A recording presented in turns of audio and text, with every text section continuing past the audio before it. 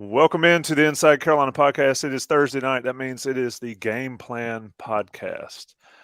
Every week prior to the game, Jason Staples, Greg Barnes, and myself join up and do a game plan looking ahead to the week's game with Carolina's chances, what you might see from the Tar Heels, what you might see from the opponent, and we go from there. This week, the season's gotten so close upon us. It's crazy.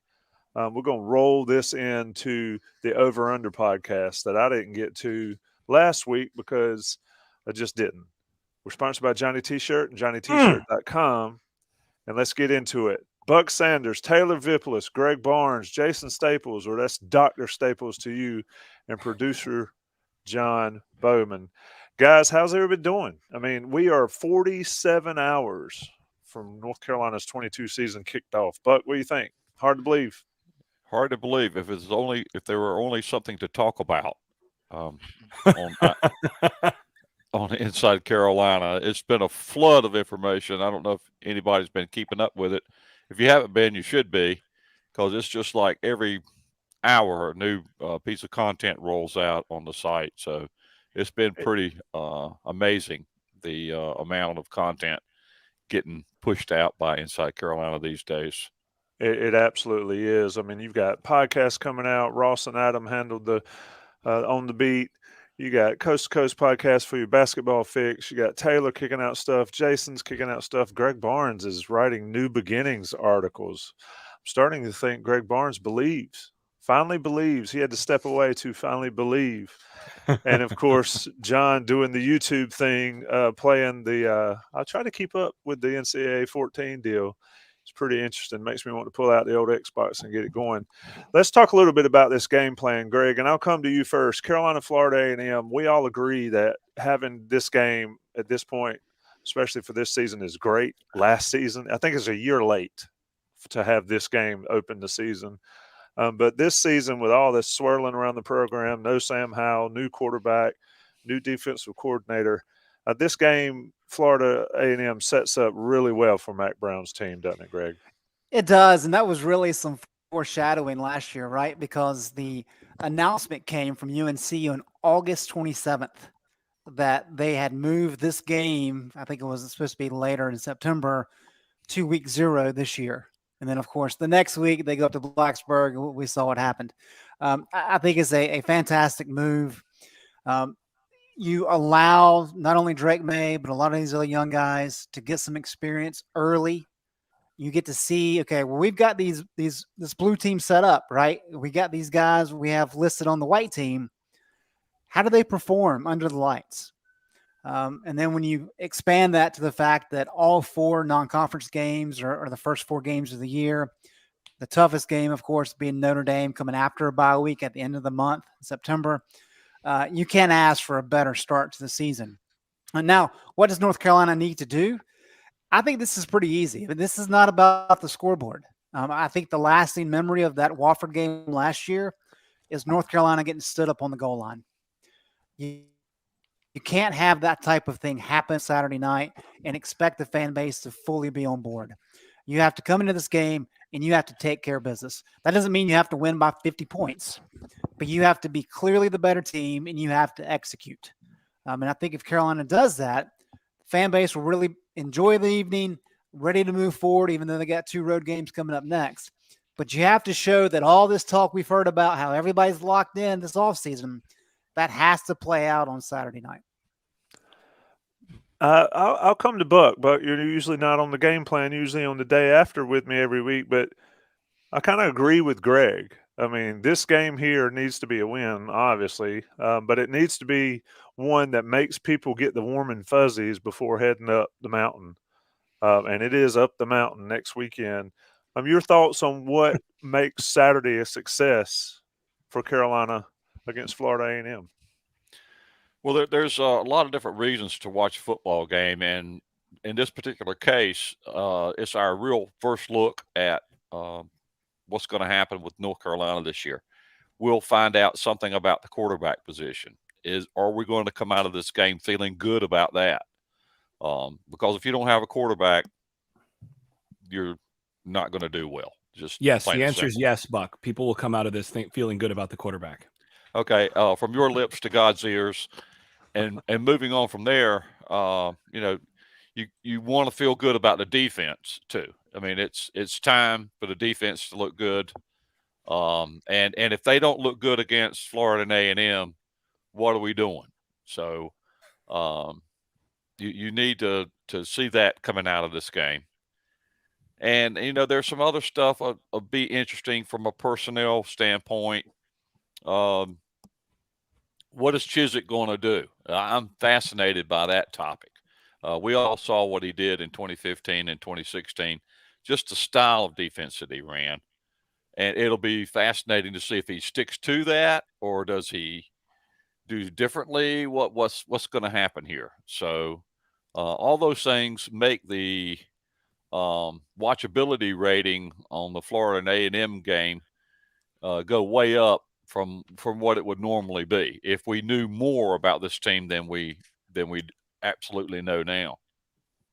Yeah, this game last year to open the season, I agree with you. Watchability might have been, it's pretty day at the beach. That's a given game.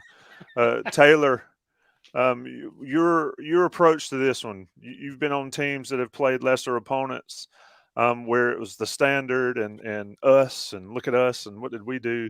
What do you want to see from Carolina Saturday? Yeah, I think Greg hit the nail on the head when he was talking about getting the chance to see the young guys on this Carolina team. And that's what I'm most looking forward to seeing in this Florida A&M game, where you have the class of 22 guys who were the 11th best ranked class in the country. And if this was a normal game like last year, if this was a game in Blacksburg, you're probably not seeing those guys featured as much, if at all. But when you're playing a game against Florida A&M, who Carolina should rout by the time this game gets to halftime, you have the chance to see Amarian Hampton. You have the chance to see George Pettaway, Zach Rice at right tackle, Travis Shaw at D tackle. And for this North Carolina team to hit the over on whatever their win total is, I think it's going to take a lot of contributions from guys in this class of 22. And this is your first chance in seeing them produce, and they get a week experience before you go to Boone and put them in a lot more hostile of an environment. And you get the chance to kind of make them uncomfortable and see how they react in this week 0 game against A&M. Jason, looking at all that, I love Taylor's point there. If this was last year, those very few of those freshmen would have played, and meaningful minutes, probably none of them, unless it was absolutely necessary. But this game is different. Your approach, what do you think Carolina's coaching staff approach to this game? Everybody wants to see what Drake May can do. Yeah, we all want to see that. That's probably the number one thing I want to see. But what is the approach from the staff in a game that should be not competitive after halftime? Well, I think the first thing is that your goal here, Mac Brown, I can hear him, hear him in my head saying this, that your first goal is to win the game, right? The first thing you have to do is to make sure you're going to win the game. And, what you're trying to do as a coaching staff is you want to come out and your goal is to have your team be as crisp as possible on those first 4 or 5 drives of the game. So say your ideal start, and you're trying to run your base stuff here. You're not trying to throw a bunch of stuff out there. You want your team to be running your base stuff that you're going to be running all year and being absolutely crisp with it. So you get the ball, you march down the field for a 5-play, 80 or 75-yard drive, score a touchdown, kickoff, 3 and out, punt to you, get a decent punt return, 3 plays down the field for another touchdown. You're up 14-0. Kickoff, 3 and out, punt, get the ball in the 50. 5 plays, you run it in, and going into the second quarter, it's 21-0. That's what you want. That's what you're aiming for, and you're wanting to do that running your base packages, the things that you've worked on the most in camp, what you think is going to be your identity on the season. That's what you're trying to do as a coaching staff. And if you can pull that off, what that allows you to do is then to start getting into your depth and finding out, because the mission of this game is to have as much success early on as you can so that first of all, you're giving your starters the experience of success under the lights and the chance to, work out some of the kinks that are bound to be there with some of the young guys and all that. But as soon as you get up by enough that you're comfortable, that you're going to win the game, then you can start to find out who can play. And that's what this game's about. The benefit of a week 0 game. And, this is where playing fam this week, and then having that as your first game, usually the most improvement comes between week 1 and week 2. And then you're playing an App State team that has not had a week 0 game. The benefit of this game is you're getting to find out who can really play under the lights, who can play when there's people in the stands and they're ready to actually come out on game day. You get a good sense of that now. You got a little bit in scrimmages, but it's just not the same. When things are going full speed, when you're actually playing for keeps, who can play? And so you're wanting to get into finding that out as soon as you can in this game. And that's going to require being really crisp on those first few drives. So you want your offense to click and you want your defense to get 3 and outs and shut down really quickly and then basically double tap them so they're down and they're not coming back. And then you get to find out who can play. That's the mission. That's what you're trying to do. John B., get in here on why we're here tonight. I think we agree. Caroline, somebody said the line's 34.5. Is that what it is? Something like that. This game needs to be over early. Let the guys play. Let the young guys get their feet wet in real action. But, John, tell us why we're here. This is one of those shows that we've done every year for 3 or 4 years, and it makes it really fun. I'll let you lead it in. And we're going to track this year for sure, right? Yeah, this is not going away. The YouTube ensures that it doesn't go away. This is an official, very expensive spreadsheet here that we've set up. We have all 6 of us, and we have a list of over-unders. We've got 161 people watching them. So as we're going along, post in the chat pod what you have over, under. We're starting off tonight with Cedric Gray snaps. Over, under 700 snaps for the year. I believe last year he did 609. So, Tommy, I'll let you I've got him lead at us through this. 676. That's what PFF, Pro Football Focus, has at 676. 676, my bad. Okay, so this is why this one's interesting. And I think everybody here will agree. And, Buck, I'm going to start with you and get your over-under first, is they don't substitute, Jay Bateman never substituted linebackers. I mean, if Jeremiah Gemmel had an ounce of energy left, he was out there. Same with Chaz Surratt because they were the best guys they had, but B, they just didn't substitute. So I think 700 snaps is a good over-under for Cedric Gray, Buck. I think that if I'll start it out, I think I'm going if they do what they say they're going to do, I put that under. Buck, what do you think? How will we see Cedric Gray's numbers look? Because I think he's going to be the guy. Of all the defenders, he'll be the one that's on the field the most. The question is, how many snaps over under 700, Buck? Well, as we already talked about, he almost got that many last year, and he's definitely one of the leaders of the defense, and that's another reason to keep him in the game as much as possible because you want the leaders of the team out there. The other factor is that North Carolina, as we've talked about before, they're playing 6 teams on the schedule whose over and under win total is 8.5 games. So that means they're going to be in a lot of tough ball games. The luxury of pulling somebody out of the starting lineup is not going to be great. Taylor's 2015 team, they outscored people in the ACC by 15 points on average. They averaged 41 and only gave up 26 a game in conference. In that kind of situation, you can do a lot of substituting, right? But that's not going to be the case with North Carolina this year. If they get to a decent win total this year, they're going to have to do it in a lot of tight ball games. So I expect to see him on the field almost all the time. So I would put the number over 700. What do you think, Vip? I think he's the unquestioned leader of the defense for this Carolina team. But I'm hesitant because 700 snaps is a lot of snaps. A lot of snaps. So I'm taking the under, just because I think Carolina is going to have to get some kind of rotation. I think there could be more trust there between this staff and the players on this team to kind of rotate guys in where Chaz Surratt, Jeremiah Gemmel, Jason Strobridge, Aaron Crawford, they're not playing 99.9% of snaps, just because that's not sustainable over the course of a season. So I think if you're Cedric Gray, he played a ton last year. I don't think he needs to play that much to be efficient and to not see that much drop off. But I do agree that he is the guy that has to kind of step up and be the leader to get the D-line and the secondary connected, and he's going to be instrumental if this Carolina defense is turning it around, but under 700 snaps.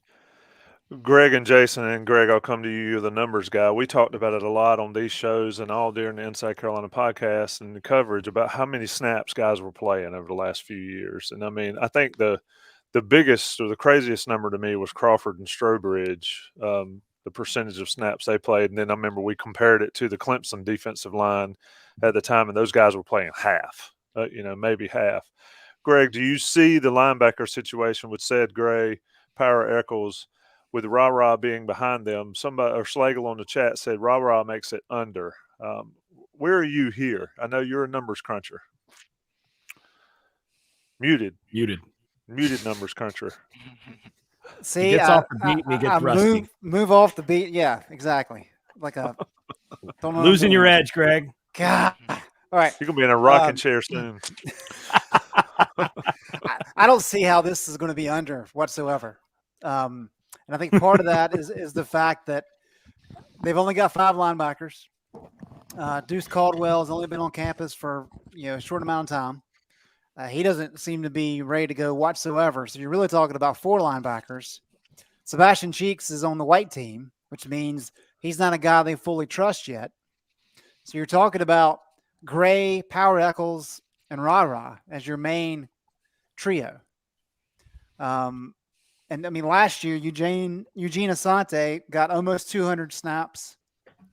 Power Eccles got 155. Gilmore got 768. And of course, Cedric got 676. But if you think those numbers sound high, listen to this. 2015, Gene Chiswick's first year in Chapel Hill. Shaquille Rashad played 946 snaps. Jeff Schottmer played 931. A year later, in Gene's last year in Carolina, Cole Holcomb played 919 snaps, and Andre Smith played 863. So if history tells us anything, is that Gene Chiswick, very much like Jay Bateman, is willing to lean on his main guys. And so because of that, I think Cedric goes way over 700. Well, especially at linebacker, right? Because linebacker is not a position where you lose a lot with a guy playing a lot of snaps. It's not like defensive tackle. It's also not as deep as the D line either, where you've got multiple people that are prepared to play. You've only got a handful.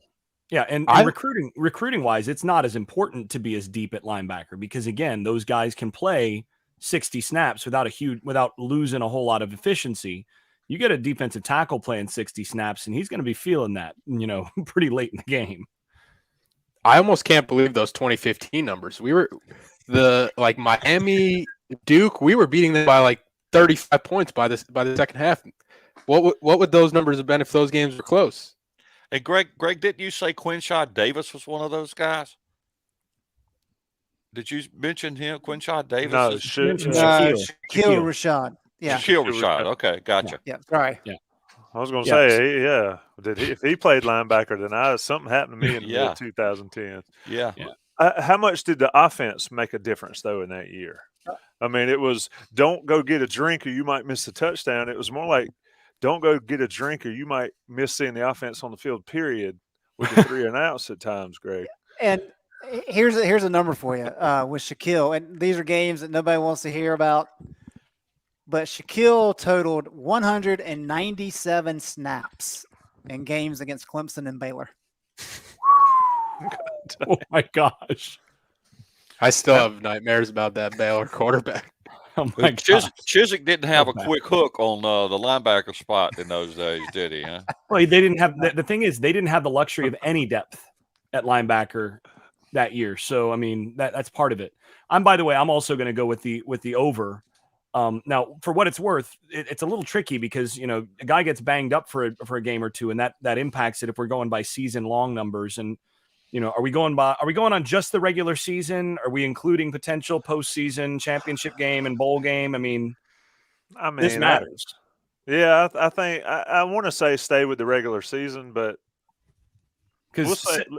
let's agree on it. Are we going to do regular season or are we going to do bowls? We know we got 12 games. Let's do regular season. Well, I mean, might have 13.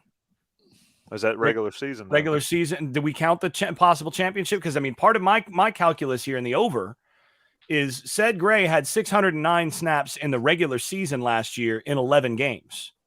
So he only played 11 games last year. 609 snaps, 11 games. That's 55 snaps per. And he was a backup for the first couple, wasn't he? Yeah. Why don't we say 13 games? That's Because 715 if he has the same number of snaps per game. Okay, let's say 13 games. Let's agree right now. All these numbers will be in 13 games. Okay. I think that's right. They may play 14 this year.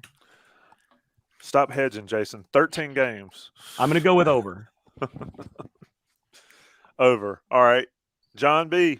Do you mind if I call you John B? I kind of like the Outer Banks. So That's I call fine. you John B. I embrace it. I embrace all my nicknames.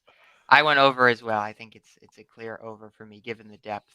Our next one is Drake May touchdowns. So this includes passing touchdowns and rushing touchdowns. I believe Sam Howell last year had 24 passing touchdowns and 11 rushing touchdowns, just for context. So what does everyone think for Drake May? Vip, I'll let you go first. And be honest, if I'd been thinking about it, we'd have put this one right above the win total thing at the very end. But Vip, go ahead and go first with this one. Drake May TDs, 30. Over under. I'm going to take the under just because I don't think he's going to be the same rushing threat as Sam Howell was last year. And I think there's an opportunity for a lot of touchdowns for this North Carolina team to get stolen by the running backs, Omarion Hampton, Jones, Petaway, Caleb Hood. I think they have a lot of options for when they get closer to the goal line for some passing touchdowns or potential Drake May touchdowns to go into rushing. And I also want to see a commitment if they're going with Drake May, that Drake May is the guy. I don't want to see really like a rotation at quarterback, and that can kind of affect the number.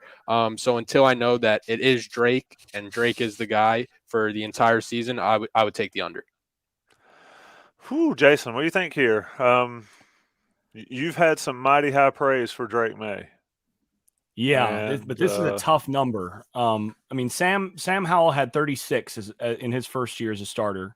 I think he was surrounded by a little more talent in terms of developed talent. I mean, he had some guys that were really ready to play that year, and then he had 5 rushing and 27.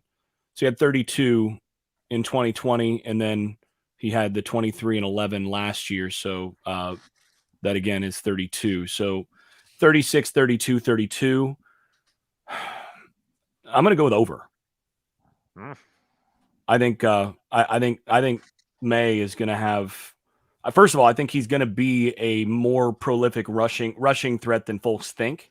I think he moves better, and there's going to be some boots and things like that he's going to score on. But I think that's I'm hedging a little bit because I think this is really close to the number, but I'm going to go with over because I think he's going to pretty close to replicate the level of overall efficiency that Howell did. What do you think, Buck?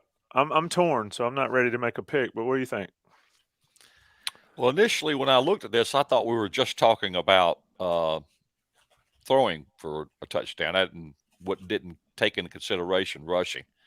But one of the things you look at when you look at Sam's numbers is that in his first year, he only rushed for 1 touchdown. And so I think they're probably, when they get around the goal line, their thinking is not going to be their first option is Drake May running the ball in to the end zone.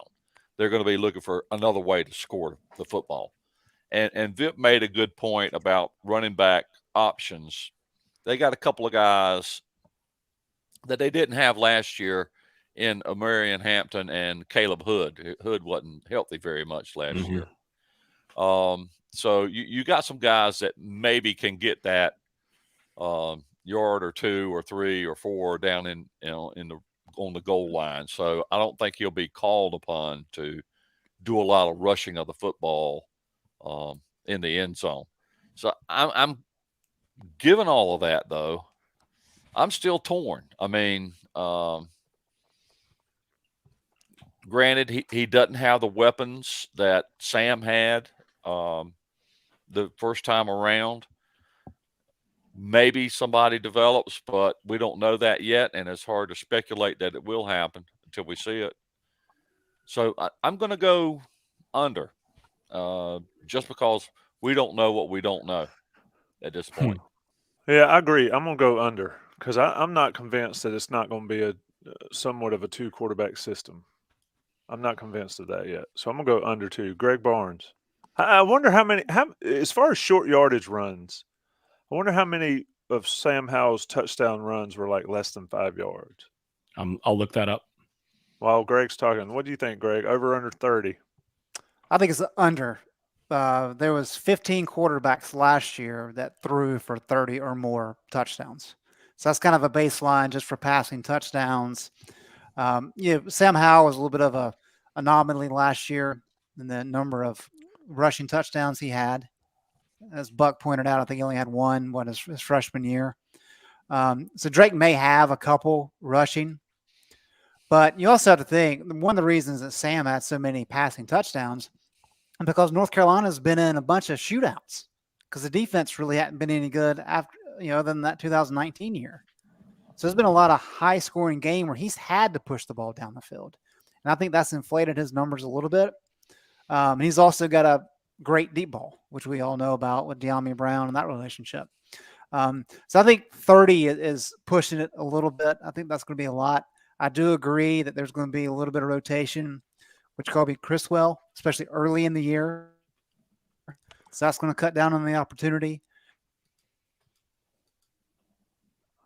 Uh-oh. Barnes Wi-Fi. We're going to want to get those running backs involved a little bit more. Barnes, you blinked that a little bit, but then it came back in. John B., what you got? Over under 30, and then lead us into the next one, because this will be a fun one with you're the former guy that used to do what you're doing on these podcasts. That's right. I've got under on touchdowns. 30 is a lot of touchdowns there. The next one, 29 sacks is what UNC had in the 2021 season. This year we're upping it to 35. Is UNC going to go over under 35 total team sacks? Jason, you can lead it. That's a really good number. That's a really good number. If we're doing 13 games, 35 snaps, 3 a game. I'm that's going a over. really good number. I'm going to go under. But man, I'm almost wanting to go push. That's a really close number. So I'm going to go under, but I'm not comfortable with it. All right, Buck.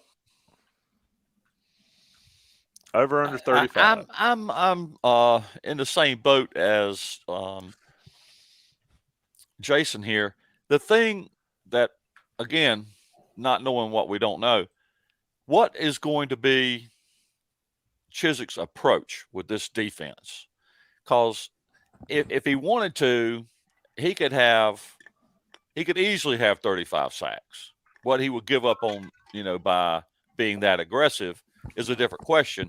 And Chiswick, in case people don't know it, is not really an aggressive guy in general. He likes to play it safe on defense, or at least that's our experience with him in 2015 and 2016. So I'm gonna ultimately lean on the under, go under on that number, because if this plays out the way Gene Chiswick's history has played out to this point, you're going to see a lot of 4-man rushes and daring the offense to throw the football against a secondary that's got 8 players in it. So, how often are one of those 4 guys going to get to the quarterback? I'm guessing less than 35 times. Whew. Now, I do think, by the way, that what we're going to see this year in terms of scheme is going to be very Charlton Warren influenced, which is going to mean something closer schematically to what they ran last year in terms of, more single middle of the field safety type stuff than the traditional Chiswick, 2 deep, Tampa 2 type stuff. So they might be a little more aggressive up front than what we've seen from Chiswick in the past, because I think they've got the coverage guys, and because I think that's part of the plan in terms of what Warren's doing. So that may change that a little bit, but I'm with you, Buck. I think the safer money is on them, not necessarily getting quite as many sacks. All right. Yep. I guess Greg blinked at us on a famous Wi-Fi thing, but Vip, what do you think? I think I agree with some of the chats in the YouTube. With the amount of talent and the amount of talk, it needs to be over. But what do you think, Vip? Yeah, 35 sacks last year in 13 games would have been good for 40th in the country. Auburn had that same production, 2.69 sacks per game.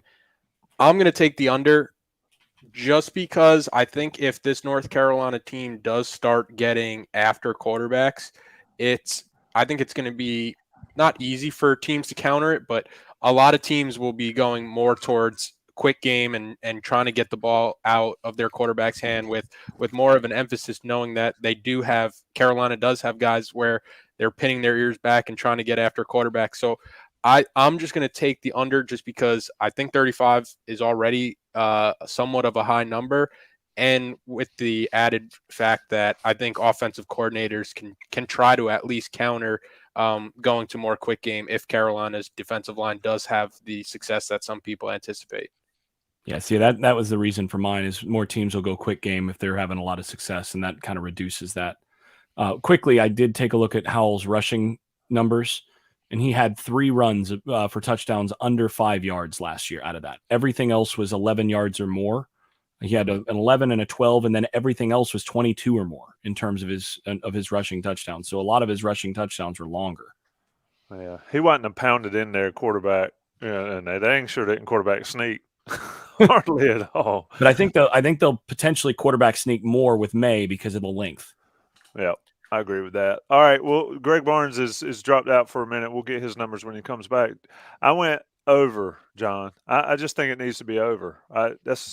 If we were doing that old percentage-wise confidence level, it would be low there, but I'd go over just because the hype and the reality need to mesh here a little bit for this Carolina team as far as what the defense will be. I'm going to chime in and say that in 2009, when they had Robert Quinn and Couples and Austin and all those guys, they had 32 sacks in 13 games. So, and that was another example of a defensive game plan where they went a little conservative, generally speaking. So it's going to be hard to get to 35, even though you've got, some people capable of getting to the quarterback. 32 for those guys, Robert Quinn and crew. And remember, sacks matter less than how often you affect the quarterback. And that's something you're going to hear from Chiswick pretty frequently is it's not – that's actually a pretty good point. Chase Bryce will account for 5 or 6. Book it. That may change the pick right there. But you'll hear Chiswick talk about this as it doesn't matter how many sacks you get as much as how often you affect the quarterback and force him to get rid of it more quickly, to get rid of it off balance from dirty pockets, to, cause discomfort and pressure. And I think you're going to see a lot more of that regardless of the number of sacks. And that's the part that matters more, is how many pressures are they going to get? And I think pressures will be significantly up. That's a good thing to look for. We shall track pressures, because I agree with you. I mean, you can always throw the ball away. and do all that to reduce the sacks. But I'm gonna stick with my over. Somebody pointed out, Coulter in the chat pointed out, 2000 team had 54 sacks. Is that accurate? That's crazy. I guess is that the year that the record was set. Anyway, John, what's next? I will pull up the big board here. We're We're gonna gonna wait do for that these. one. over yet? No, We're gonna do these next three together because we have a lot tonight. So So for as what you're it's giving worth, your answers, oh sorry, go ahead, for Jason. what it's worth, they had 159 pressures using Pro Football Focus's metric on that last year and 30 sacks in the regular season. So 159 pressures. Now, the real interesting question to me is, are they going to go over, say, 170 pressures this year? And I'd go with the over on that. Okay, over 170 pressures. Let's get Greg back in here. I think he's back in the waiting room. He's having some internet issues, but we'll bring him back in. But John started to talk about the ones that we got coming up. We're going to call these the Gregory Howell over-under stats. Des Evans, Noah Taylor, and then a combination. We'll save the Rucker because I think Rucker pushes that over. Anyway, guys, let's start with this. And Buck, I'll come to you first on it. Des Evans, Noah Taylor. We'll do them both together but separately. Over or under 7.5 snaps for those guys. I'm going under on both guys. Noah Taylor had 3 last year at Virginia, where he split some time at that position, outside linebacker. Still basically a position where you rush the passer. And maybe he will do better than 3. I think he probably will do better than 3.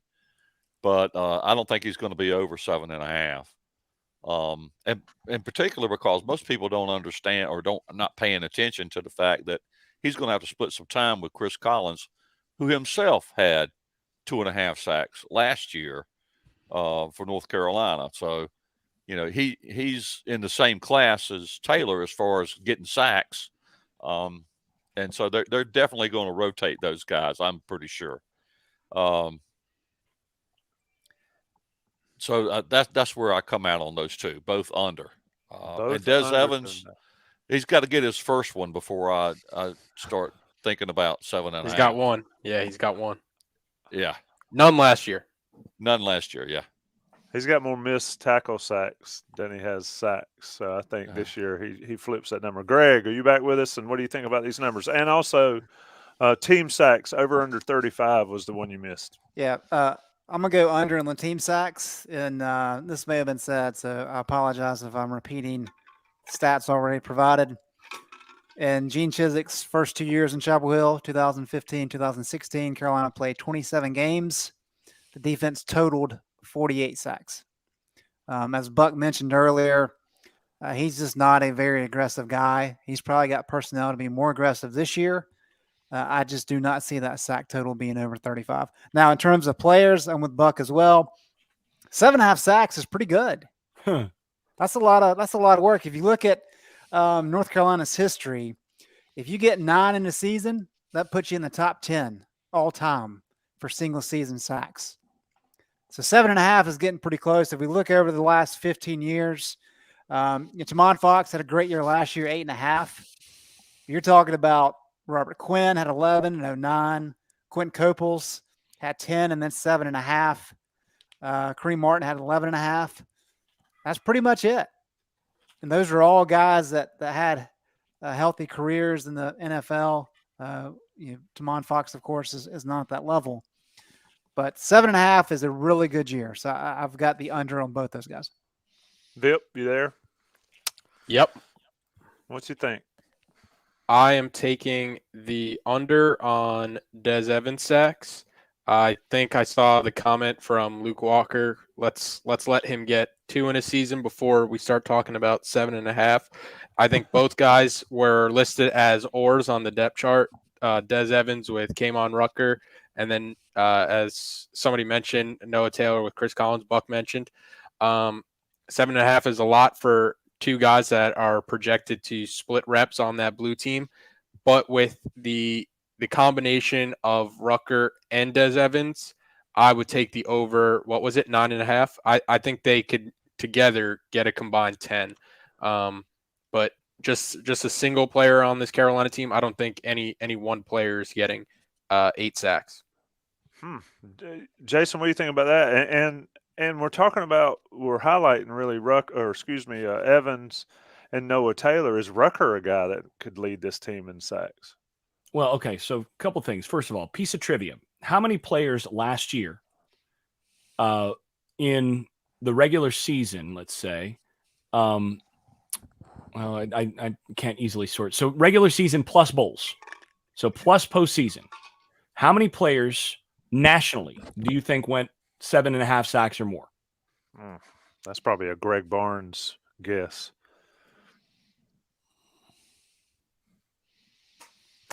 That's a very good question. I'm going to go 15.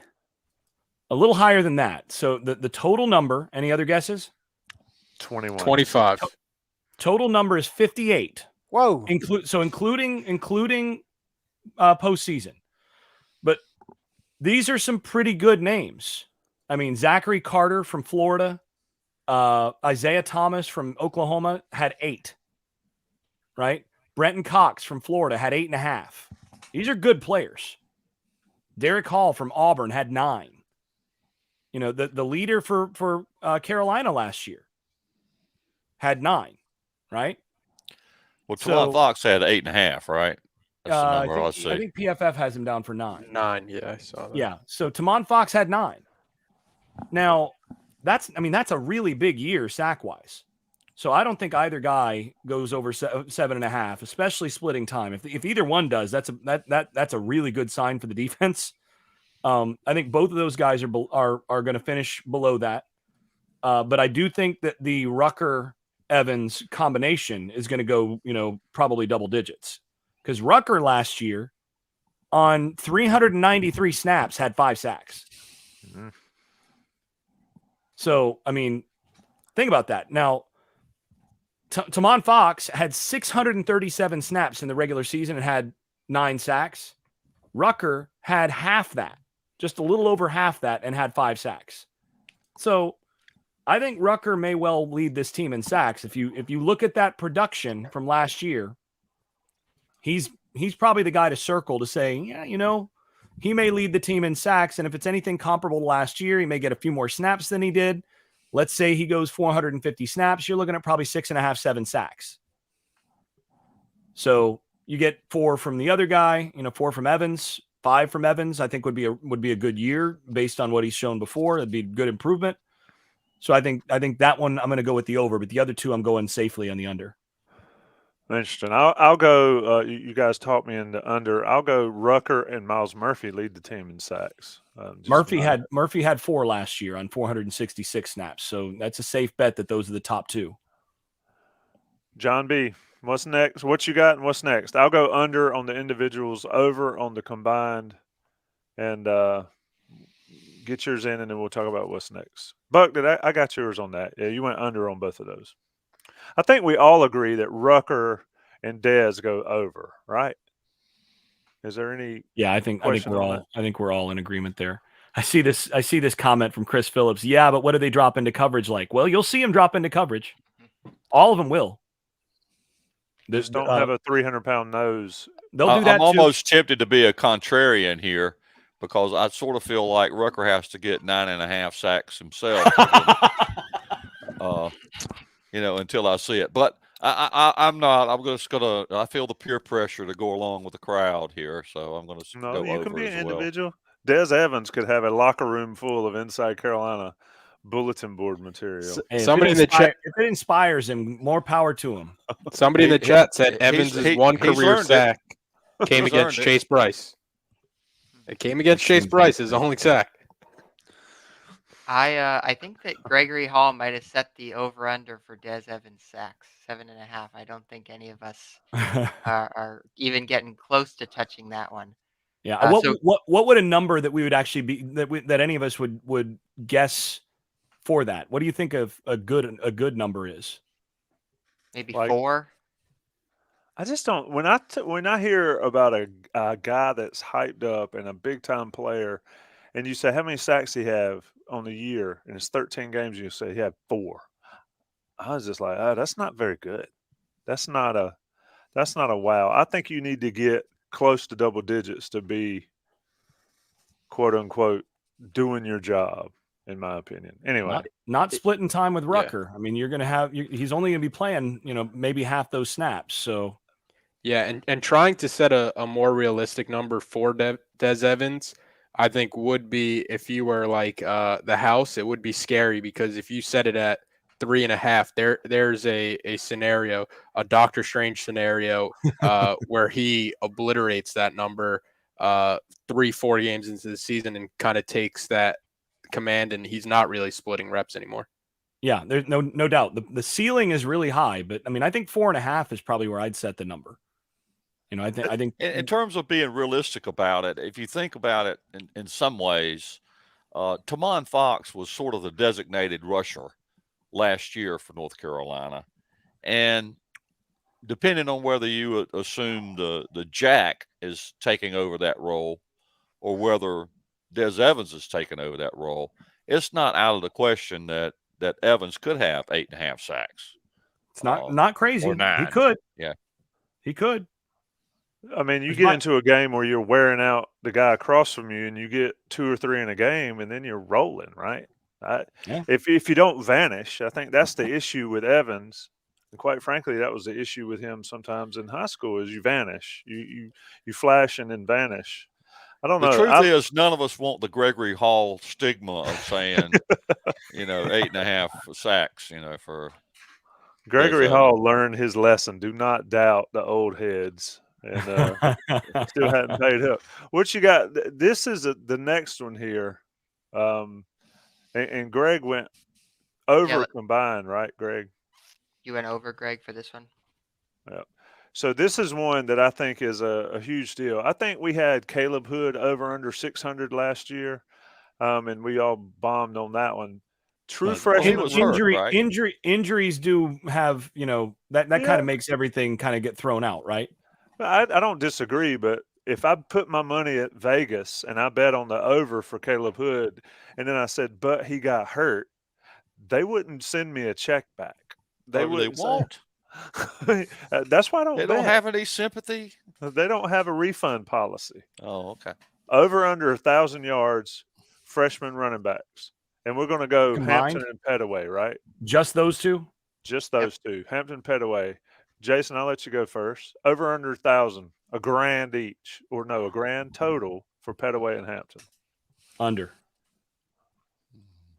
Ooh, I'm gonna let that one linger. Yeah, Taylor, what do you? I'm going to think? go under because the running back room is so deep that even if those guys take over at different points, you're still going to see some other guys rotate in. So I'm going to go with the under. I mean, again, this is one of those where, Taylor said this about the house in the last one. You could see Hampton, take control, or Petaway take control of the role in game one and go for 150 yards against FAM with, a couple long runs, and suddenly take that job and, go for over 1,000 on his own. You could. There's a scenario where, that pair obliterates this and goes for 1,700 this year. That scenario is there. But I'm looking at the odds, and I know that the house isn't going to give me money if one of them gets hurt or something like that. I'm going with the under. Under 1,000 for Hampton and Petaway combined. Greg Barnes, I'll let you come in here on this one. We're not operating in a void here. So it's kind of, if you look at what Phil Longo has done in Chapel Hill, his teams have rushed for at least 2,400 yards all 3 years. So let's say, okay, maybe this group, because you don't have Javonte and Michael Carter and Ty Chandler, is not going to be that productive. And Sam Howell is not running in the backfield. But I still think you're looking at, at least 2,000 rushing yards, or else this offense is probably going to struggle. So where do those yards come from? Maybe it is Elijah Green or DJ Jones or Caleb Hood that really step up. But I think one of these freshmen is going to pop, and that's going to give them a lot of yards. So I don't think a 700-300 split is out of the question. I think it's a good number because it's one you really have to think about. I'm going to go over just because I think one of those kids needs to be the stud by the end of the year for this team to kind of reach its goals. And I'll go over.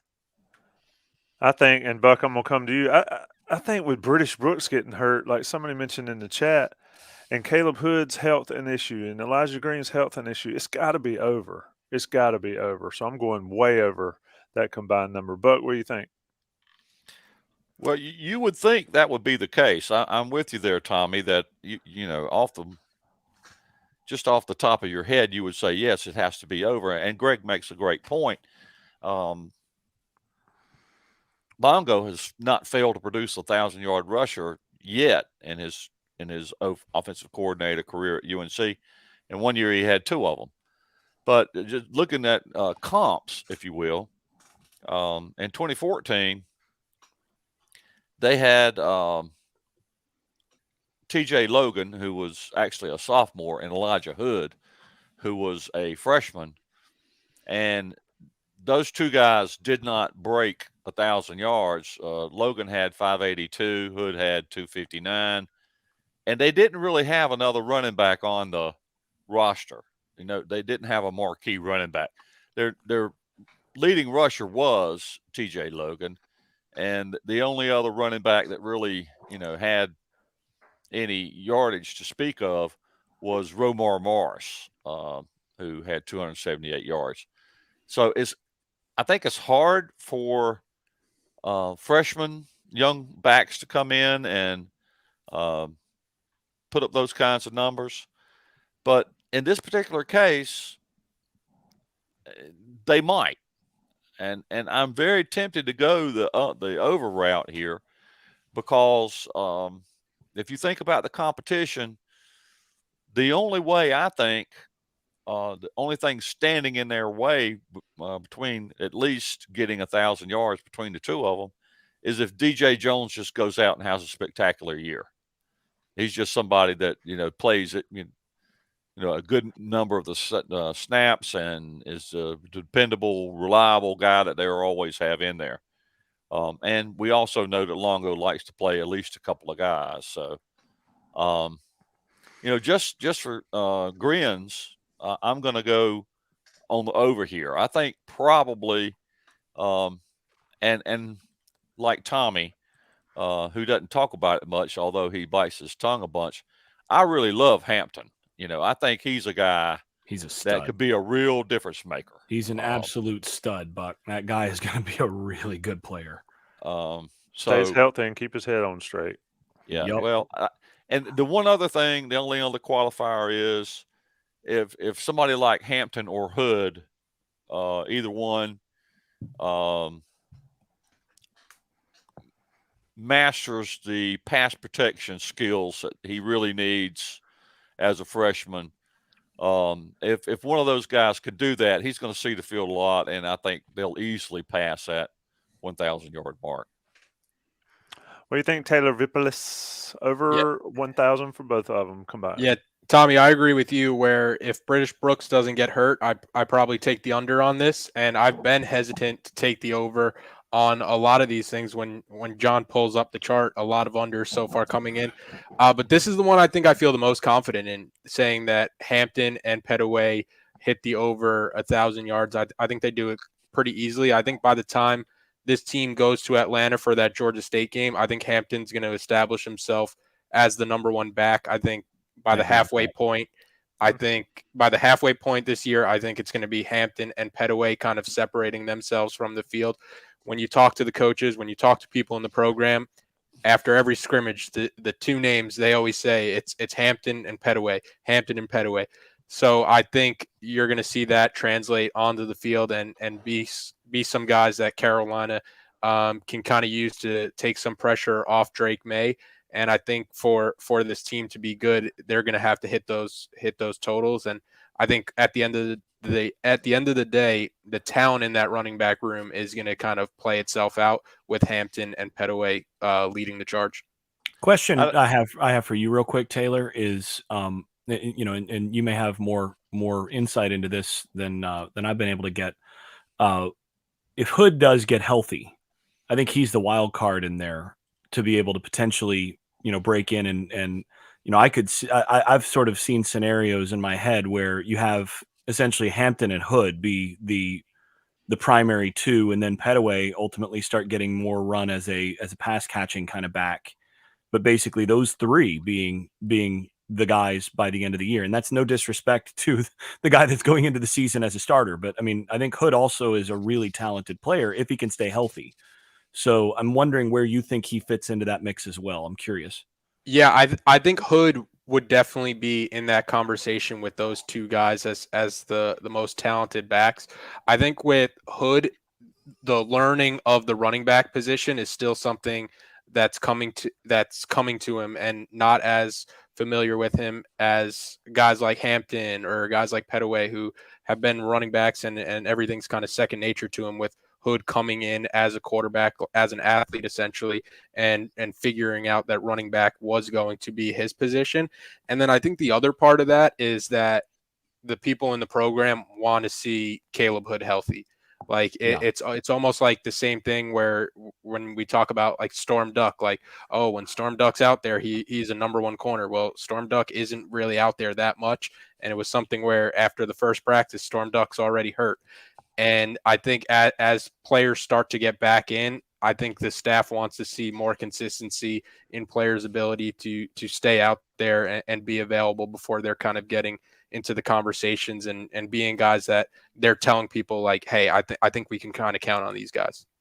I think one more thing that's worth talking about in this context is that I don't know if any of you listened to or watched Ross Martin's podcast from yesterday. They had Brian Ives on. John was on that podcast. Yeah. It was on the beat live. Yeah. But you weren't there, Tommy. So, but anyway, the story that we got related that was relevant to this topic is that on the ACC Network's trip to Chapel Hill to do their, on location camp segment for North Carolina football, Brian Ives is there as a producer, and he's talking with Eric McLean. And McLean has no clue who Omarion Hampton is. Doesn't know what class he's in. Doesn't know he was a 5-star. Knows zero about him essentially. And he looks at Brian Ives and says, "I don't know who that kid is, but he's different. He does look different when he carries it, doesn't he?" Yeah.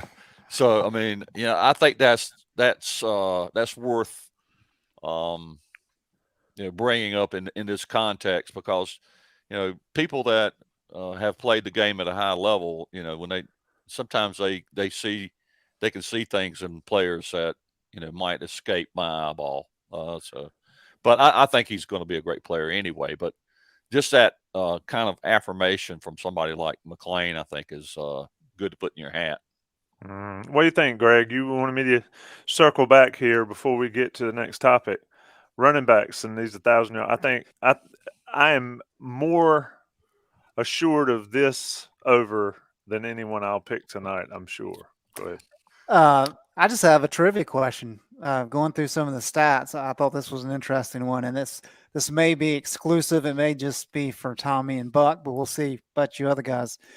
School record for the most yards gained in the first game of a career, rushing yards. Is it Leon or Curtis Johnson? I'm thinking it had to be Lawrence Taylor, not Lawrence Taylor, but the running back Lawrence. Amos Lawrence. Yeah, it had to be. Nope. Derek Finner had 109 yards against Wake Forest in 1985. Wow. I could have sat here all night and I would have never came up. I know. Yeah, I could have Googled for 5 minutes and I probably wouldn't have found that one. Hey, I was in Kenan Stadium when Finner went from like 328 against Duke. Then it was against Virginia with the old helmets. Yeah, Tommy, I was going to mention too quickly about the running backs before we close that. When I went up to Jets camp and I was talking with Michael Carter, we were talking about like what we've been hearing about the running backs, and he was telling me everything he's heard. He was like, "Yeah, I've heard Hampton run through you, run past you, Petaway, fastest guy on the team." And then when I asked him more about like what he thinks of the potential of that room, All he said was it's a room full of future millionaires. Yeah. Nice. Yeah, I think there's three guys that if Hood can stay healthy, there's three guys that could be first 4 round type players, which is a lot on one roster. The health is a big deal, and he's got to stay healthy to do it. And that's what you guys were talking about Hampton. The same with Pettyway. Anyway, keep your head on straight, stay healthy, and they can be really good. John, give us your over-under there, and then I'm going to take a Johnny T-shirt break, and we're going to circle back and get the rest of this going. Yeah, I'm going over as well for the same reasons everyone's been talking about. I really like the potential of these freshman running backs. I'll do a quick recap as well for people who are listening who might not have this in front of them. So for Cedric Gray snaps, everyone went over except for Taylor. We had most people go under for Des Evans and Noah Taylor sacks. I was the only one who went over for 7.5 sacks for Noah Taylor. And then on the freshman running back total, over under 1,000 yards, everyone went over except for Jason.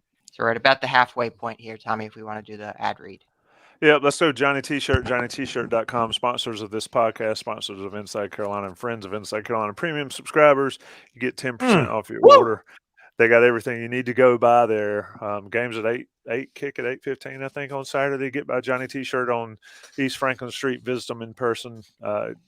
Great customer service. There's some nice folks in there. They're alumni owned and operated. They take care of you. Get 10% if you join this podcast or join this Inside Carolina premium stuff. But even if you don't, the prices are great and the deals are always around. And if you don't want to leave the house, stay at home, get on your computer, your phone, whatever you do, and order it at JohnnyT-shirt.com.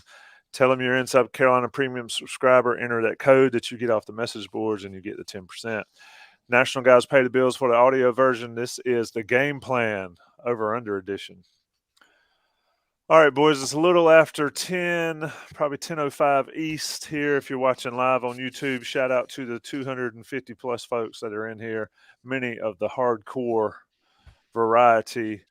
We're going to get back into the over-under podcast. Got Buck, Jason, Vip, John, and Greg Barnes, of course. Turnovers forced. Let's go through a couple of these quickly.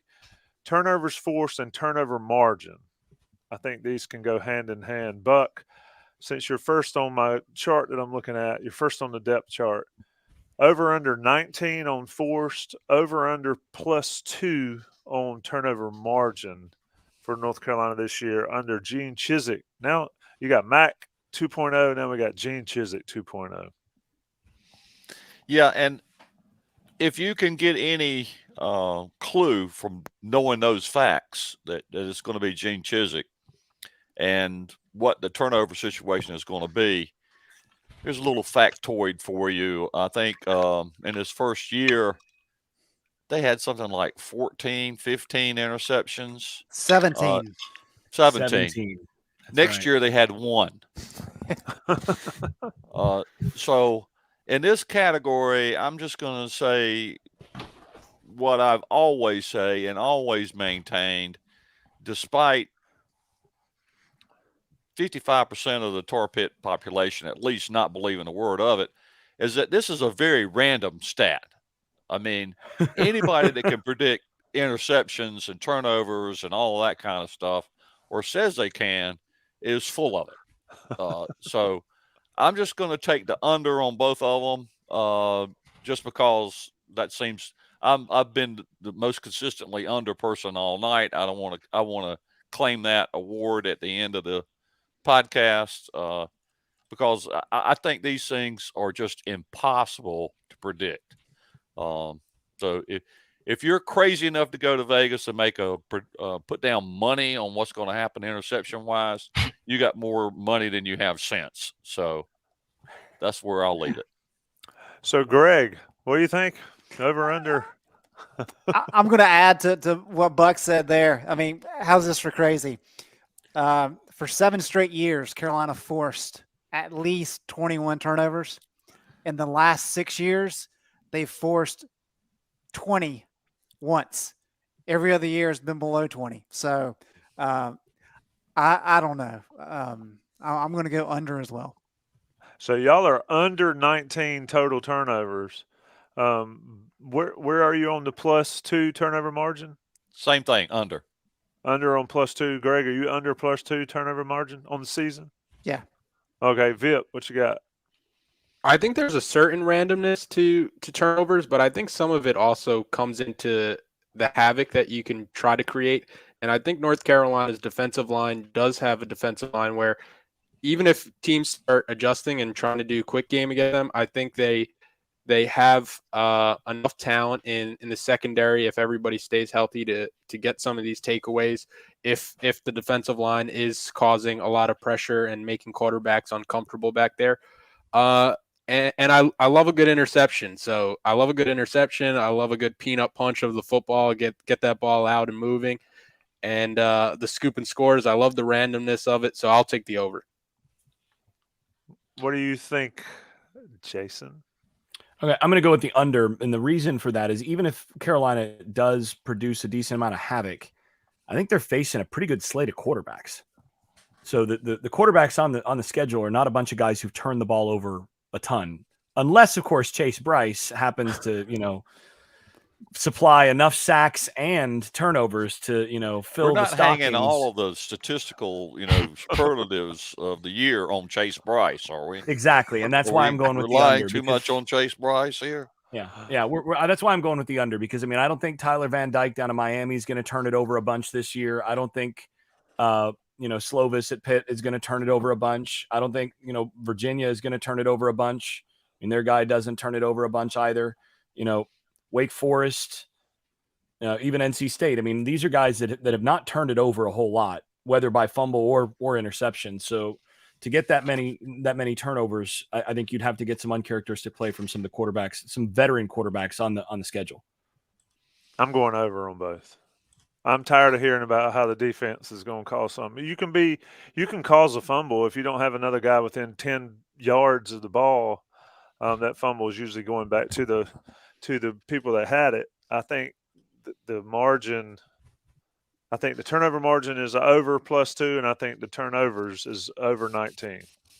I'm also making it a point to not say anything about Chase Bryce because if Chase Bryce has a good game against Carolina, you don't want that on you. Some of the people in this podcast will be the first people he mentions. There you go. Who's listening? I'm just going on what the comments say here, and I'm going with the under here. I'm not counting on Chase Bryce to do all this. Let's be honest. Jason is wearing his Daniel Boone shirt, so he might be telling us something. John B, what you got? Over under for you, and then we'll move on to some that I think. Oh, I see some interesting. Anyway, turnovers. What you got, John? I'm going over on turnovers forced, believing in this defense, but under on the turnover margin, especially given UNC's youth at quarterback. Jason, as well, can we get turnover margin over under +2? What was your pick? I'm going to go with the. Oh, that's a tougher one. I'm going to go with under. Under. All right, our next one is Bryson Nesbit. Last year he had 1 touchdown, and it might make sense to couple these with the 2 Josh Down ones as well. So just for the record, Josh Downs had 1,335 receiving yards last year and 101 catches. So if you can do these 3 together, are UNC's pass catchers over-unders. All right, leave that chart up on the board. Buck, Nesbit over under 6.5, Downs over and under 1,500, and that's total yards. That's including punts and everything else?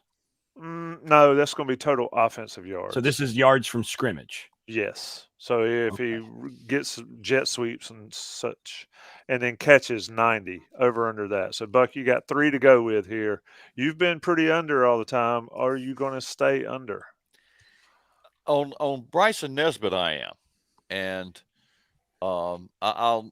reason I'm going under there is because guess who holds the all-time record for touchdowns at North Carolina from the tight end position? Deems May. I have no idea. Algie Crumpler? Kamari Morales. Kamari Morales. With 4 last year, right? He has 5 last year. And so Nesbit is going to be splitting time with the all-time touchdown reception leader at North Carolina. I'm going under on that for that reason. And he may certainly get several touchdown catches, but Morales has just been extremely reliable in the red zone. So we'll see. I like the idea of 6'5" plus Drake May throwing to 6'5" plus Nesbit in the end zone, but we'll see how that goes. On downs, I actually want to say under on downs, but I'm going to take the over.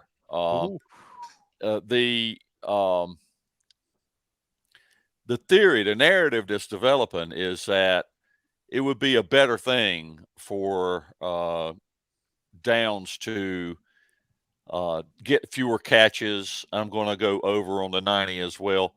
But I don't think that's going to be the case. You've got a first-year quarterback who's going to look out in the secondary, and he's going to see one guy that's open consistently. He's going to throw him the ball. The other part of that is on the total yards angle is that they do plan, and I think they probably will. I'm taking this at face value that they're going to move downs around and use him out of the slot more often and use him more often at a wide spot on the field, which will give him a greater I think potential for catching the long ball. So I'm going to go over on downs in both situations. I think he's still going to catch a lot of balls because until somebody else proves that they can consistently get as open as downs can, that's where the quarterback is going to go with the ball. If he sees downs out there open, he's not going to try to force it into a square foot window for another receiver. So I'm going over in both instances there and under on Nesbit. What do you think, Jason? So I'm going to go under on Nesbit. I think 6.5 is really rich for a guy that's, I think he's going to get, probably 5 or 6, but that's really rich. I mean, if he goes 6.5, that's a good sign for the Carolina offense, because I think they're going to have some rushing touchdowns and everything else. So I think that's pretty rich for a tight end / wide receiver in that situation. Knowing that the second leading touchdowns last year was 2 guys tied with 5, so including the record holder in at tight end and receiving touchdowns on a season. For downs, it's an easy call for me to go over on the catches. For the yardage, that's a harder call, partly because the last 5 games last season for Josh Downs, and this is kind of surprising actually. Here's his total yardage in each game from the receiving position, or total receiving yards: 35 against Wake Forest, 95 against Pittsburgh, 89 against Wofford, and that's on 8 catches, 75 against NC State, and 62 against South Carolina. The last 5 games of the season, he did not go over 100 yards. And 6 of the last 7, he did not go over 100 yards. He had 96 against Miami. He had 142 against Notre Dame, the game in between there. But his season last year in terms of productivity was really front-loaded, and the Virginia game was the one where he really went off. I mean, he had 203 against Virginia, 168 against Duke, and really the rest of the year, he had a lot of catches, but he was always a shoestring short of some really big plays and didn't quite bust as many as I thought he should have sort of in the second half of the year. So that makes this a tough one, because you can argue that maybe, teams started to figure out how to play him in this offense and double him, but then you counter and you say, well, they're going to move him around more. They're going to use him outside more. They're going to try to do some of that.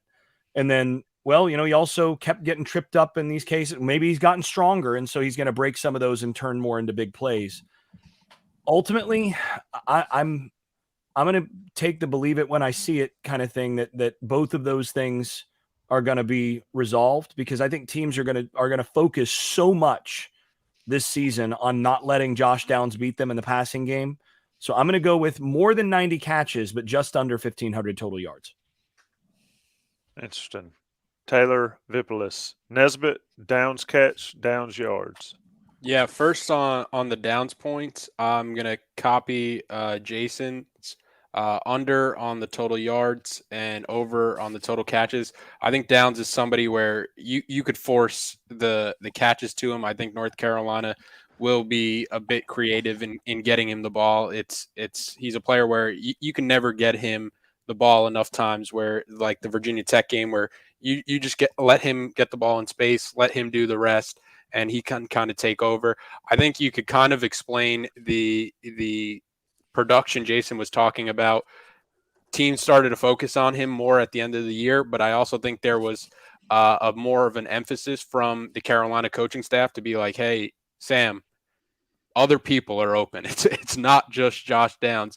And as Josh Downs' numbers kind of went down and tapered off towards the end of the season, you had somebody like Antoine Green's numbers start to increase. And it was a lot of the points that when you watch Jason's film room stuff in the beginning of the season, like Antoine Green is not really having a hard time separating. The quarterback is just not looking at him. So I think you're going to have under Downs' total yards, and you're going to see more of a balanced attack from this North Carolina team. But 6.5 touchdowns, I'm probably the leader on the Bryson Nesbit fan club, but 6.5 touchdowns is still way too much. I think that number would probably be better for somebody like Kamari Morales, who seems like he's a magnet for the ball whenever the ball is in the red zone. I think Bryson Nesbit you're going to see an increase in production from him this year, but I still think he's probably a year away before you start to see him be like a dominant type tight end. Kamari Morales will and Copenhagen to a certain extent will steal Bryson Nesbitt's. If I'm gonna go under on Nesbit simply because Morales, like Taylor said, I mean, he's the all-time leader in a season. He's not going to go backwards. I think the tight end room will get more usage. Whether they get more balls thrown them way depends on the quarterback. I'm going to go under on both of these downs things. I'm tempted to go over on the yards, but I'm going to stay under. I do think he'll get more touches this year than 90, simply because I think they're going to run him some out of the backfield and, out of the sweeps and all. They got to throw it to somebody else, and I don't think Drake or Jacoby will be married to Downs a lot. We talked about, and Buck, you mentioned he's the guy that was open, but he was also the guy that was being looked at nonstop. So I'm going under on the Downs, and I think it's better for the offense. Maybe that's counterintuitive, but that's what I'm thinking. Greg, what you got? I've got under in all three. My guy. I think Buck's stat on Morales is phenomenal. And just looking it up, Morales scored a touchdown on 17% of his targets. So that's a pretty high efficiency rate and that kind of speaks to the tight ends are not used that much in Phil Longo's system. So 6.5 is a big number. Eric Ebron, when he was drafted 10th overall in the 2014 draft, he had a great year in 13. He had 3 touchdown catches. So whatever that says. We know Josh Downs is great. And the fact that we are debating whether or not he's going to have 1,500 yards from scrimmage and 90 catches speaks to that. If he has 90 catches, that would rank 3rd all time in UNC football history single season. That's what we're talking about here, which is just phenomenal. I mean, let's see here. There's been 4 guys in UNC history to have 1,100 yards or more receiving in a season. And I one know of we're them's talking still on the roster right now, right? Well, correct. And that kind of speaks to how good he is. And I know we're talking about adding in some jet sweeps and all that, but 1,500 is a massive, massive number. So I think he'll get close. I kind of agree with Tommy. I don't think it's good for the offense if he's hitting those numbers, because that means he's pretty much all they've got. Yeah, last year it was only three receivers that hit that mark from the Power 5 level. Smith and Jigba, Jordan Addison, and Jamison Williams.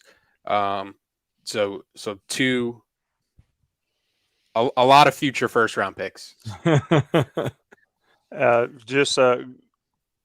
John, we need your picks on this, but just for the record, Gregory Hall has doubled down on his Des Evans predictions in the chat.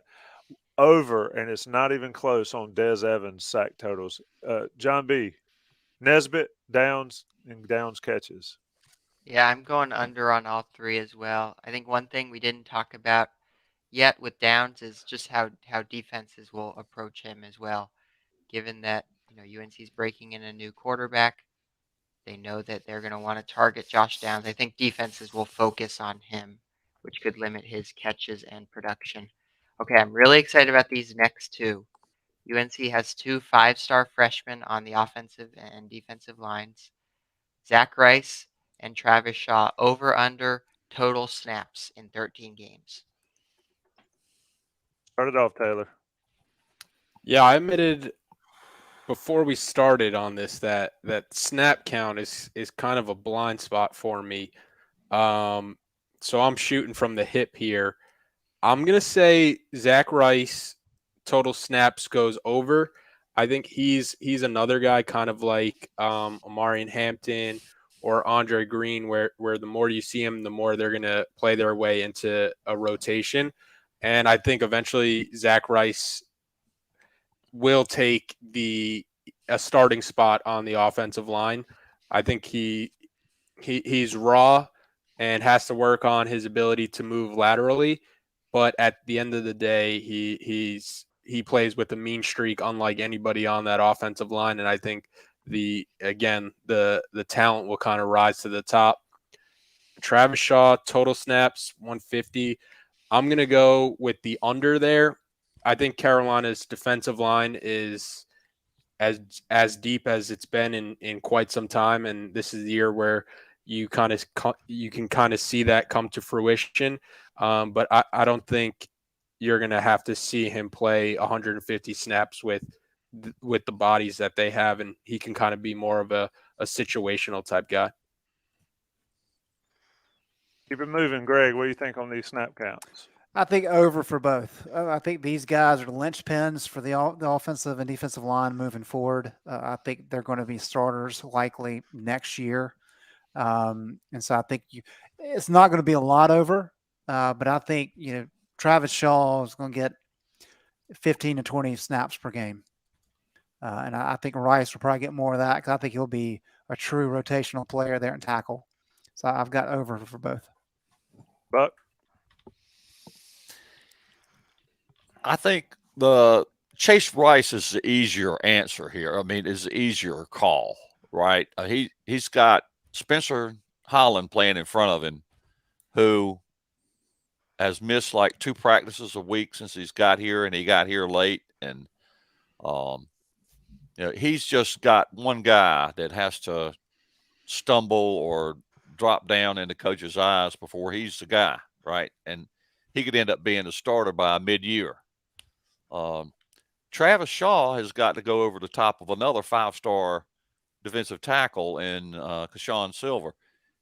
He may do that because, let's be honest about this. I mean, Travis Shaw is just a generational kind of guy, right? I mean, 355 pounds at 6'5" and can move. I mean, those guys just don't exist, and so I'm going to take the over on both of them, but I want to go on record as saying I think it's more likely that I'll be right about Chase Rice because I do look for him possibly being the starter before we get into heavy ACC play. Did you say Chase Rice? Do you have Chase Rice on your brain? He's been thinking Chase Rice and Zach and Chase Bryce and yeah, all of that. Yeah. Chase Bryce sings that song Carolina over at He's Not. I mean, good grief. Carolina can. Yeah, Carolina can. Oh, the first line of that one. Where are we? Who hadn't picked on that? John, I've always caught on you last. You're going in the middle now. I have a good stat for this one too. I'm going over on both of them as well. But my stat is you look at the North Carolina all-time football recruits since 2000, since the internet era. Zach Rice and Travis Shaw are 2 and 3. So they're They're really high up there in terms of what UNC has ever recruited. And then this season, 5 of the top 10 recruits UNC has signed since 2000 could be on the field together. That's Zach Rice, Travis Shaw, Tony Grimes, Keyshawn Silver, and Desmond Evans. So that's another thing, speaking to the talent this team has. But given their pedigree, I think that they're both going to go over on their snaps. We still need Jason and Tommy. Jason, what do you think? Oh, this is a really hard. I mean, these are really well set numbers because they're pretty close to the numbers that I actually had on them for the year. So, a couple things. One is last year, Power Eccles had 112 total snaps. Right. Last year, Kevin Hester had 220. So, I mean, that's a decent number of snaps for a freshman. But 150. So in 13 games, 150 is 11 snaps a game, and I've got to think that they're going to get enough snaps out of Shaw in some of the games that they're going to be ahead in, whether that's the FAMU game here. They're going to give him a lot of opportunities in that game. I mean, he probably is going to play 30 snaps in that game. If I'm coaching, he's going to get some opportunities in some of those. So I'm going to go with an over for Shaw. And then, man, that Rice one is really close too, because, I mean, when you look at last year, be kind of surprised by the numbers of in terms of snaps last year. Offensively, Ed Montelis had only 337 snaps. And William Barnes had 225, which would put Zach Rice right on the number. And Barnes played a good bit. So, ultimately, that's 17 snaps a game. And I think they're trying to ease him in. Man, I don't like. I'm going to go with the under just so Buck can't claim the under title here. This is a good one too. Jason takes the under, but 60% takes the over. Yeah, there you go. I'm not changing my official pick, John, but if I was, I would switch Travis Shaw to the over 150. Once Jason was starting to break down the numbers and he said that would come out to about 11 snaps per game, Travis Shaw didn't come to North Carolina to play 11 snaps per game. He's going to play a lot more than that, no matter who is in front of him. So my official pick is the under, but mentally I want the chat to know I'm on the over. You want it Then both change the ways, in other pick. words, Phil. Yeah. And just change the pick. If the pick is official, it's official. I went first. I said under. People's arguments got me to push the over. Okay. Just put a little asterisk next. Oh, that's it. You're getting to be as bad as I am. Seriously, we're going to get asterisks now. I've got on, competition. I've got competition now for the king of hedging. There y'all go. I'm not. Jason switches his opinion, in the middle of a sentence. I can talk myself occasion, in and out of these things. opinions now. Jason had a great stat there, the 11 snaps per game. So because I don't do math and Jason did it for us, I was going over Travis Shaw's anyway and under Zach Rice's anyway. So looking at the board, and I got distracted by somebody calling me out on the message boards, on the premium message boards. For the record, every college kid needs to keep their head on straight and stay healthy. I don't think that is a thing.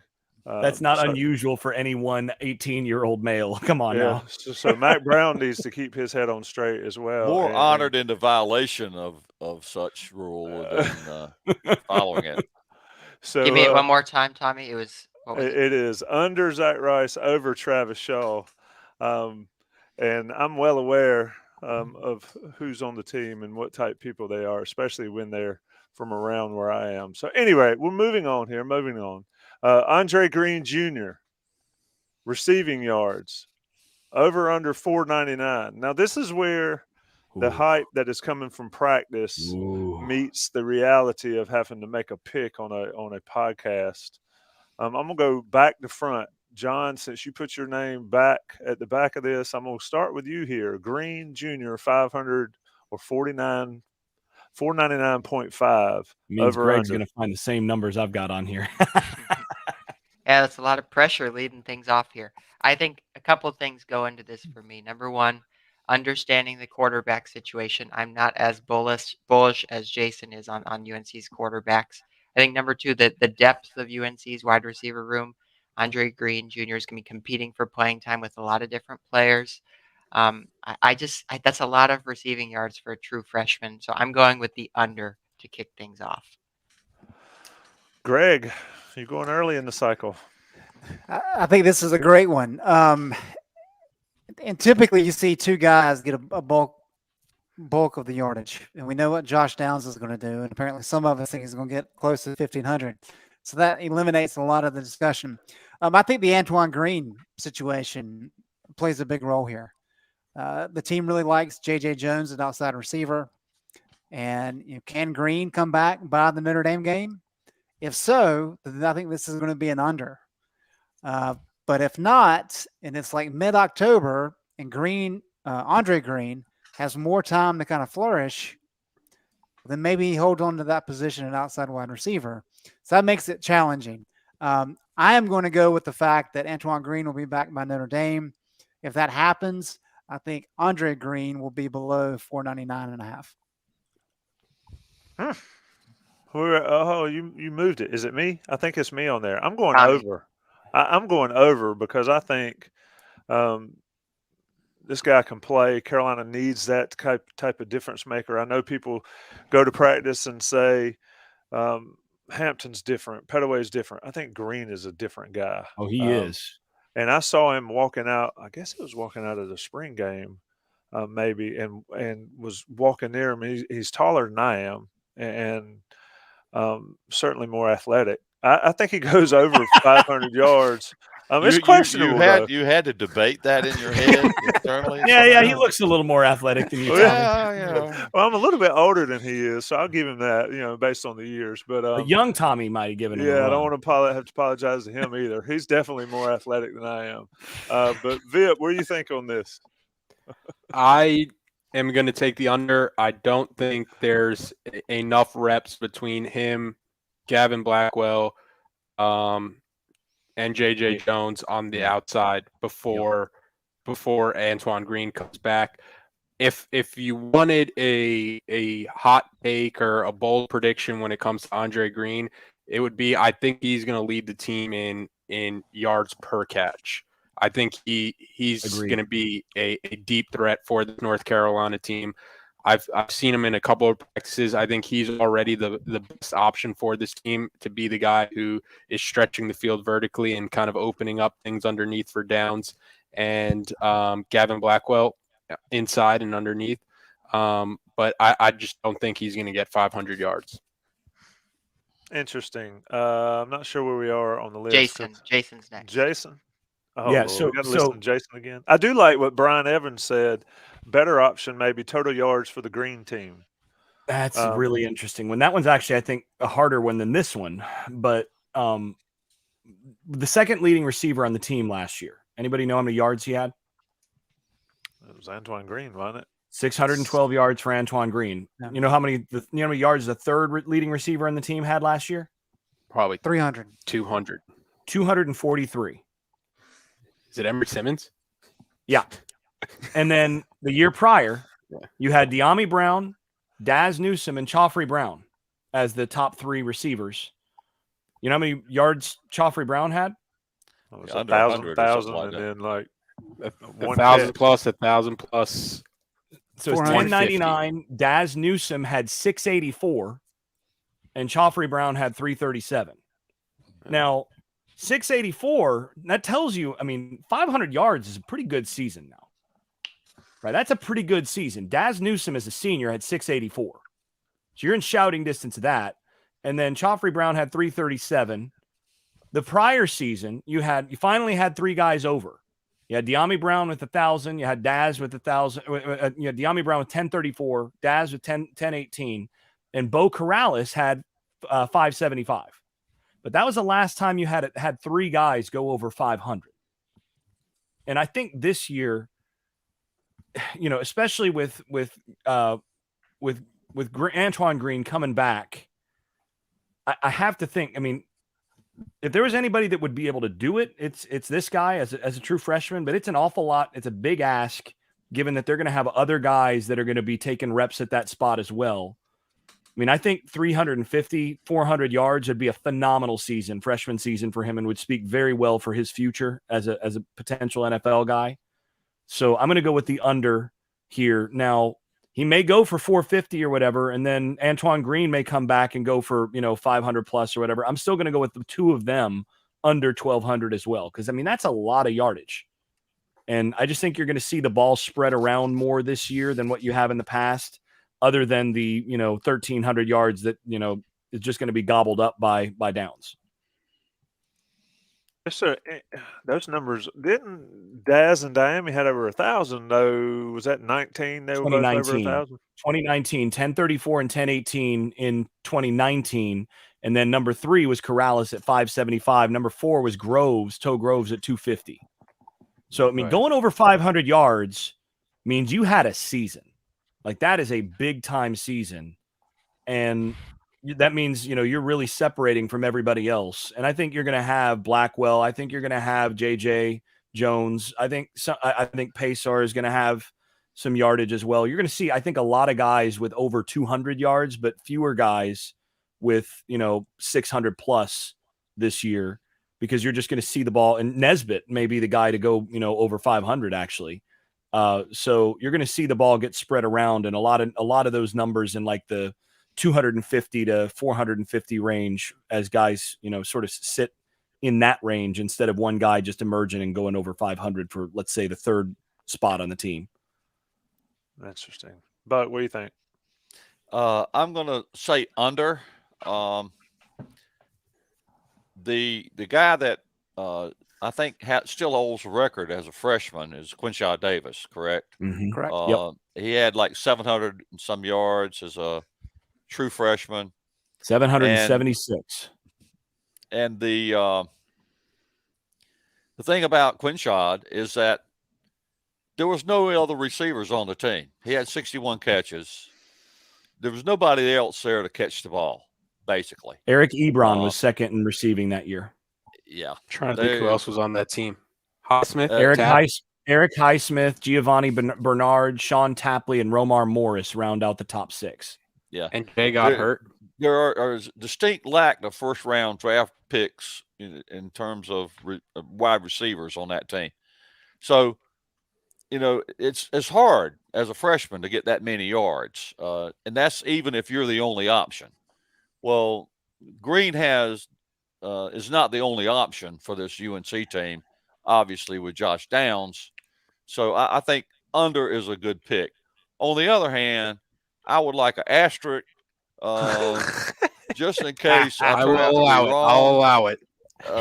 So Hefe does it whether you allow it or not. And we'll move on. I have a couple in reserve. I will give one to Buck. No, we're selling asterisks. It's like selling mulligans at the old Super Bowl tournament. $5 an asterisk. All right, let's move on. Let's try to combine a couple of these. John, let me see the big board. We're making good progress here. We only have 2 left. We have 2 all left. ACC players, and we have points per game. I'll read it out real quick just so everyone knows. Last year, UNC had 6 all ACC players. Josh Downs was first team. Second team offense was Ty Chandler. And second team defense was Miles Murphy. And then 3 on the third team, all defensive players. So this year, by the way, I got this question from the premium message boards on the thread. Shout out to that user who submitted it. What's your pick for all ACC players this year for UNC? This is 3 ACC teams. Mm-hmm. No honorable mention. Include honorable mention. Buck, you're first on the list. Well, if they have fewer than 4.5 all ACC players, and that'd be shocking. I think this over and under number should have been pegged a bit higher. Yeah, I think we should put this over under at 5.5. I'd say 6. I'd just say 6. Well, 6 allows a push. 6.5 is a good number too. Either of those numbers is a good number. Is anybody here going to go under 4.5? I'm not, because if it's under 4.5, it's going to be regime change in Chapel Hill. Yeah. I think this needs to be 6.5. Yeah. Well, in that case, I'm still think I'm going to take the over. I think the reason I say that is because there's so many guys, I think, particularly in the class of 22, that could make the transition to be, that kind of player in the conference. Guys like Javari Ritzy maybe, or Power Eccles, or some of those guys are going to land, I think, on the All ACC team this year. So I'm going to go over there. Do you want me to do points per game too while I'm at it? No, let's stay here because we're going Okay. to combine points per game and wins on my next one. I But think Jason, we've already done that, hadn't we? Are we doing points per game given up too? yeah, we can. Let's We get this should. through. Let's go quickly. Let's go one-word answers here. Jason, over under All ACC players at 6.5. Over. Taylor, Over. Tommy, over. Greg, Wow. Under. I was going to go under. I knew I should have joined Greg. I'm a bad peer pressure guy. John, Get an asterisk, Tommy. yeah, I need We an got asterisk for $5.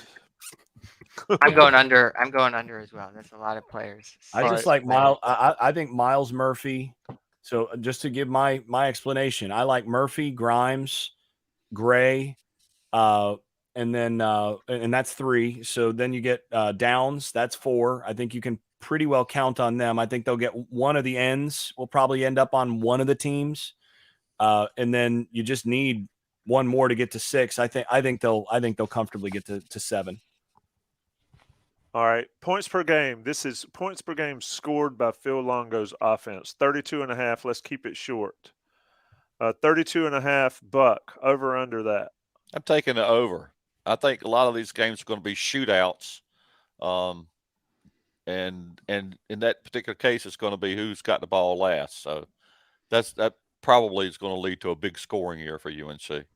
Greg, you're the stats guy. Longo's always got a good offense, right? Yep. The next time a Phil Longo offense at the Power 5 level averages as few as 32.5 points will be the first time. So I'm going over. Taylor. He consistently puts out top 25 offenses.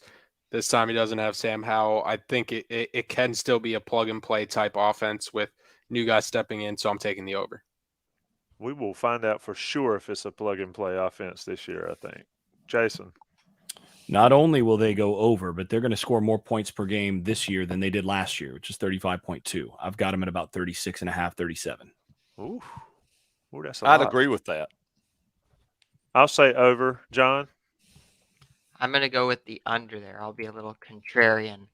Do we want to pull up points per game on defense? Slagles threw out 28.5 for defense. Do we want to do that one as well, Tommy? Yeah, we can go ahead and toss that one in. Wow, that's a really good number. I'll go under. If it's over that, then there's trouble with What Paradise. was the I number? think that's a little high. Yeah.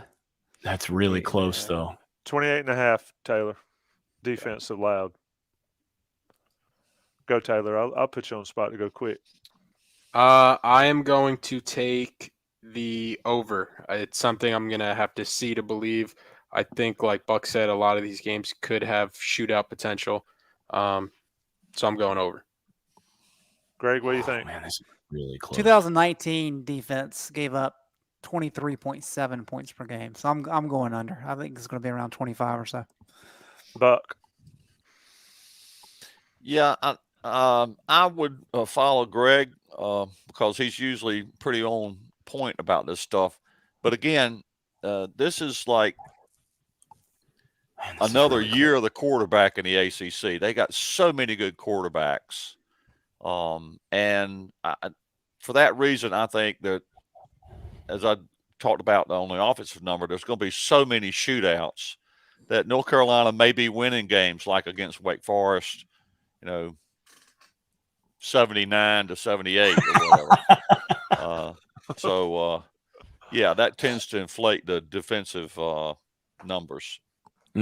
Jason, I've given you time to think about it, debate it, and hedge and asterisk. I'm going under. Looking at it, I'm coming out to about 27 a game. So that's just a little bit under. And the reason for that, I think they're going to have some shootouts, Virginia, Wake Forest, Miami, potentially Notre Dame. Those are games that you kind of expect a lot of points to be scored, but I think they're going to give up very few against Florida A&M. First game, they may give up under 10. Georgia State, they'll give up, small amount. I think Virginia Tech doesn't have a quarterback. Duke is going to struggle. And I think Georgia Tech's going to struggle to score. So I think that's enough to keep them under 28.5. I've got them about 27. Yeah. Buck, I think you were under. Yep. John, what you got? Under? I will finish this out here at under. I'm getting some feedback. I don't know if it's Somebody's my end, acting but so we didn't do win total yet, did we? We did that in the last one, didn't we? Yeah, I thought we did. I mean, we did picked the every pick. game. I did a whole Oh. show. Yeah. Oh yeah. Oh, that's right. It's the prediction pod. Whole show. Hey, I've been in the mountains. Are you going to join Greg in the rocking chair? Yeah, I'm already all three there. of us will be in the rocking chair. Look, I just spent 3 days in Blowing Rock and Boone and all that. And I will say this for our listeners and the people. Whatever you're doing, get to Boone early. There is no parking on a Tuesday night in Boone. I can't imagine what it's going to look like on a Saturday night or a Saturday morning in Boone. So anything else we need to cover on this game plan over under edition, gentlemen? This will be the last time we do this round table for a decent while. Buck and Jason will be my regulars. Number of drinks per game day for Tommy Ashley. Over under. So per game day on the season. What should we set the over under at, Buck? Well, they say 5 is binge drinking if you have more than 5. Okay, let's set it at 5. Let's set it at 5. so- Over under. Yeah. What's I'm the, going with the over. I mean, I'm going with the over. what's the tang? What is that, Tommy? Does that count? Orangutans. Yeah, they count. Orangutan. Is that a multiplier of any sort? That is that probably counts for a couple. It depends on if Amber S is making them. She tricked me a little bit last year or in the last couple of years. But yeah, we'll be down in the Bowls lot, Joey Powell and I, and hopefully some of you guys will come join us, and we'll have some fun in the Bowls lot, drinking water and sipping apple cider. It'll be a fun time. Great show Joey's got lined up for us on Saturday, starting at 5 o'clock in the Bowls lot. Buck Sanders, Taylor Viplis dipped out already. I mean, he must have. It must be a happening time. He's like, in I'm Charlotte. done. He had a date. It's like, I'm out. Taylor will be doing his show. Check out Taylor's podcast tomorrow with Justin Jackson. It's been a fun time. It's always a pleasure to do these shows. It's always a pleasure to talk to you guys. You're fun. Y'all are really cool. It is a really cool time. And Greg Barnes can never not come sit in my rocking chair and talk Carolina football. Oh, man, that sounded so bad. Oh, there he is, Taylor. Oh, the date got Hey, canceled. Zach. If we were wondering how long the battery could last on this camera, it was about 1 hour and 48 minutes. Take the under on camera battery. I got my first one paid off. Over and under a number of receptacles in his hotel room, like 0. Leave a review at Best Buy saying it's to get you an hour. Taylor and 48 living in a minutes. hotel room these days? I mean, No. That's the This is pure my winner. room. This is my room. I just have to hang Uh-huh. something up on that wall. uh-huh. We got you some. I got you inside Carolina flag. It'd be perfect backstop. All right, I got a boys. jersey to hang up. Oh, I'll big take. time. Yeah. Is Oh, it I've your got- jersey or somebody else's jersey? It's Mac's jersey. Oh, okay. Yeah. You do have your Yeah, own I'm jersey hearing on the good wall, things though, right? about. He's going to be like the third guy, right? Yeah. Where is that? Yeah. I don't have my jersey framed hanging up. I have 2 jerseys loose somewhere. For the record, I've got a number 6 Carolina jersey up there in case folks were wondering. And Buck, you have hounded me for years about my favorite player on the team. There's a number 6 jerseys right there. Of course there is. Of course there is. There always is. There's a 10, there's a 6, there's a 15. So got it covered, got the backup covered. Guys, it's been a pleasure. It's been Game Plan Podcast, Johnny T-shirt, JohnnyT-shirt.com. And, of course, Inside Carolina is your place to be. Subscribe to this YouTube channel. Like us, rate us, review us, do all that stuff that you do to get alerts sent to your mobile devices or your computers, and join us. Tuesday nights at 9 o'clock, Thursday nights at 9:00 for the great podcast that Inside Carolina brings you. Thanks, everybody.